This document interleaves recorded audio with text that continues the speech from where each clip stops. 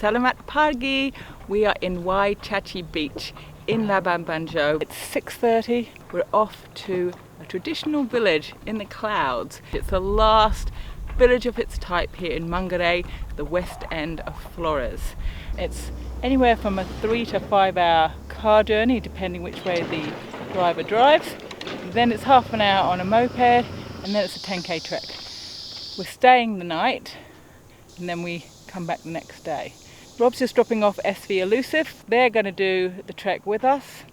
It is going to be hot. I'm already sweating at this time in the morning, but I'm so looking forward to it.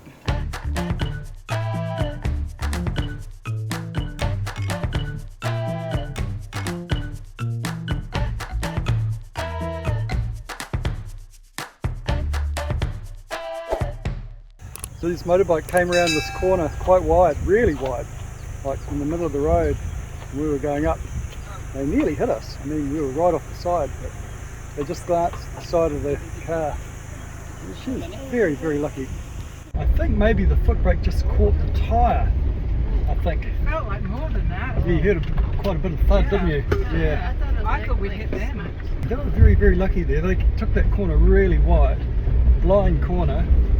And man, could have been a lot worse. Here's another one. This is a very narrow road. Very, very narrow. You can't. Narrow road with a lot of motorbikes on it. And they're taking the corners wide. We have come at least 4 hours so far in the car. It's been an interesting little ride through the countryside, seeing the rice fields and different villages and their colourful houses, some rice being dried, and now we're on the bumpiest of all roads, and we only have an hour and a half of this, and then we're onto the motorbikes, which I think is going to be the boys' favourite part of the journey. We're on the coastal road now. If we look out to sea, we can see the island that we stopped and swam at. Quite by accident, a few days previously, we had stumbled upon another traditional Flores village when we had been tempted to stop for a swim at a palm-fringed beach on the south coast. That was unexpected. We went to the beach to go for a swim, and we were met by two guys, Yus and Fernando, and they said, come with us. This is what the doctor ordered. This is meet some locals that are a bit off the beaten track, and discover a bit of the perhaps lesser seen countryside of Indonesia. So see how we go.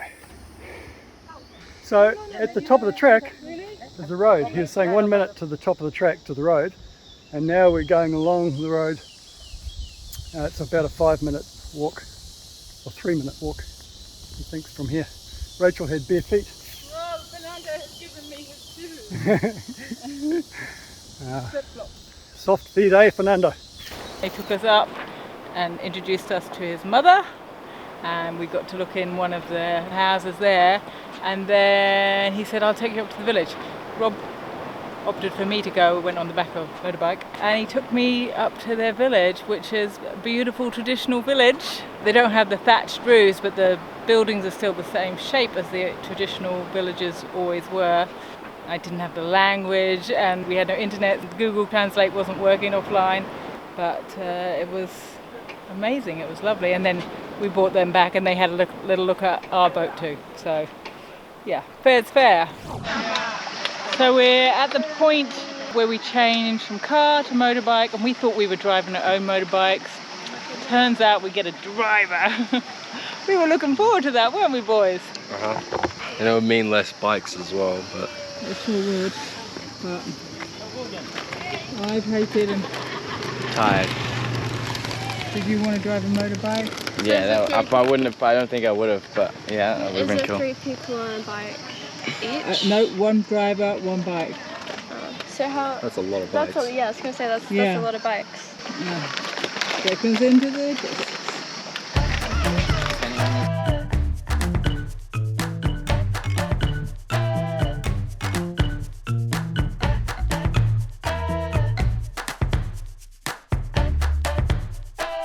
That was pretty fun, wasn't it?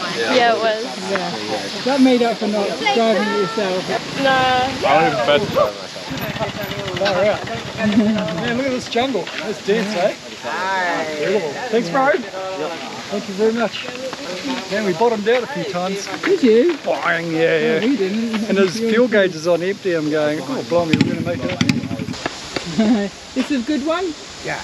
Yeah. At the base of the Wae Rebo walk, a 92-year-old villager hires out homemade walking sticks to assist trekkers on their skywards quest to the village in the clouds. We're off now, after that very exciting bike ride. Now we just have 10k of walking to do through the rainforest. Should be fun. Day 6. Still going. Here comes the guide. Pace yourself, Stephen. Dig deep now. Dig deep.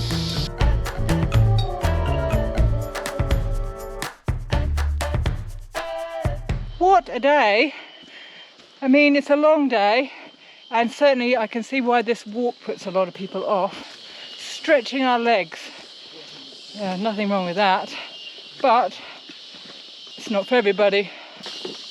Fantastic, isn't it? My shoulders, dude. Oh, really? Carrying my bag. It's a great climb. Looking down the valley there. Fantastic.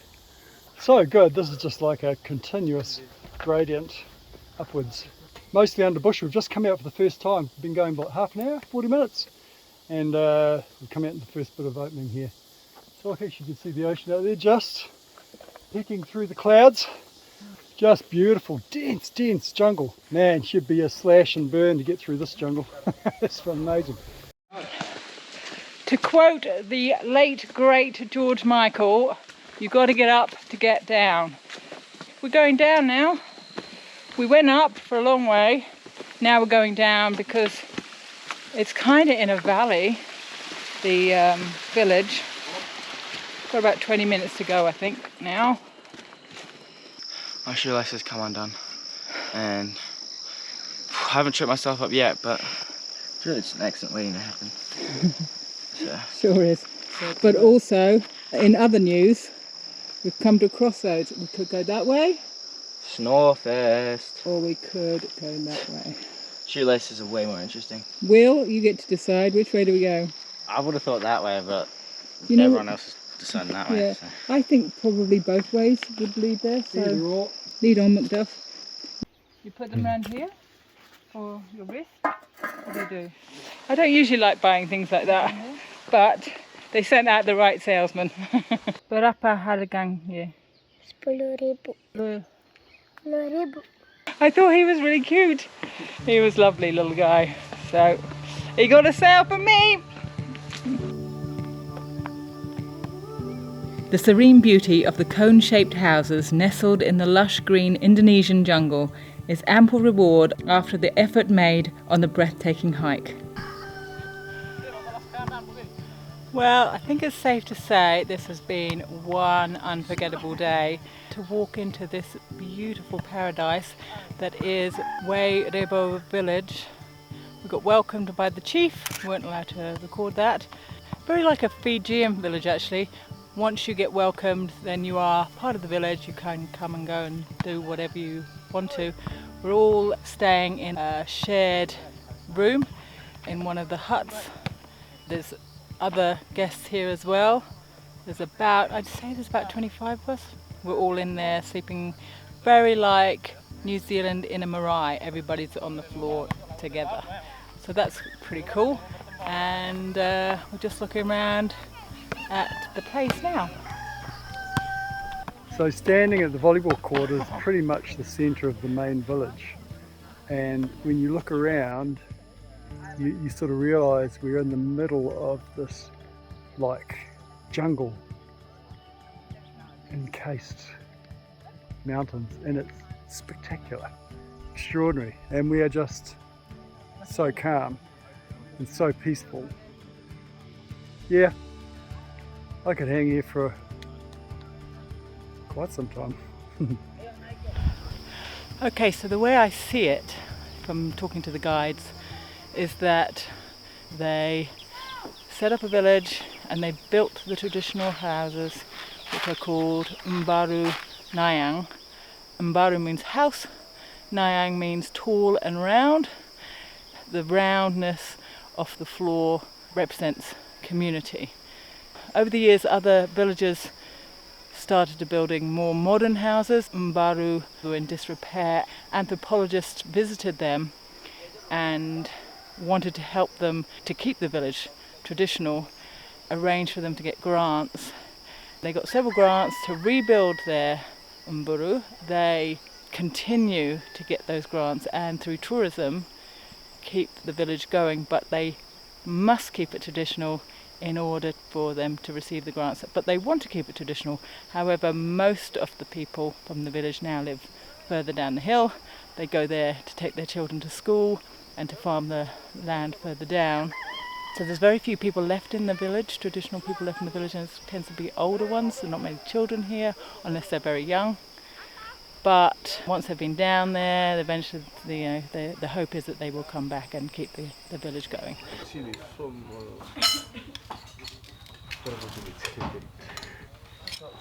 So we have had our dinner. Okay. Everybody's now... Yes, Robert, you can be seen. There's Robert. There you go. So we've had our dinner and we're getting ready prepared. I don't know, I'm so hyped up, I'm so excited. I love this place. You get that sort of butterflies in your stomach feeling, you know, that kind of, oh, this is so great, this is really nice. It's such a nice experience, and the big shared meal that we had together. There's people everywhere. The kids all lying down for bed.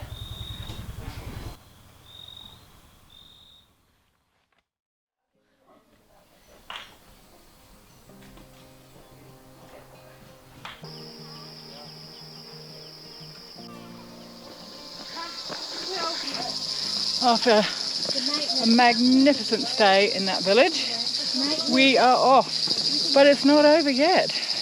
We still have one more trip up our sleeves for the way home, a little detour. We're going to go and watch some traditional dance / fighting called Caci. That looks like it's going to be very exciting.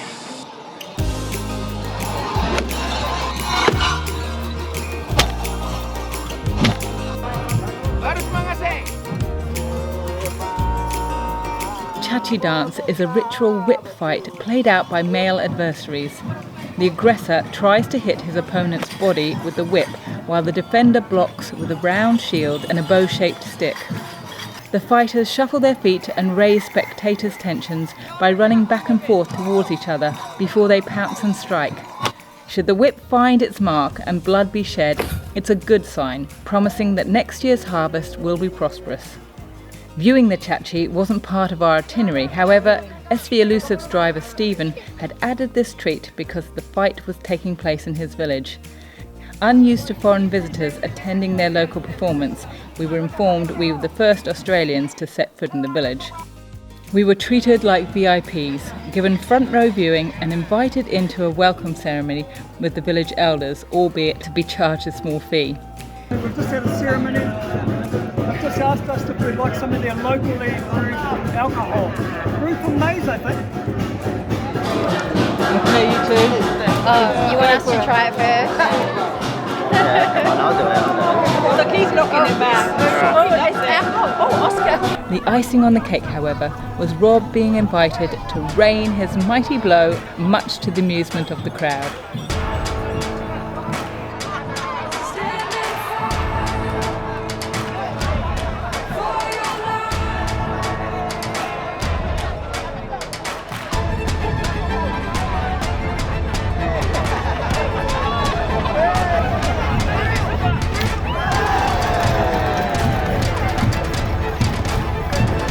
Next year's harvest may be in some doubt. However, the sum of all the parts of our 2-day adventure will live on in our memories for many moons to come.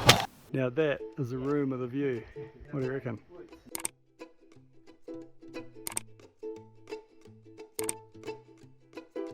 Come on, ain't it so bad? Bye.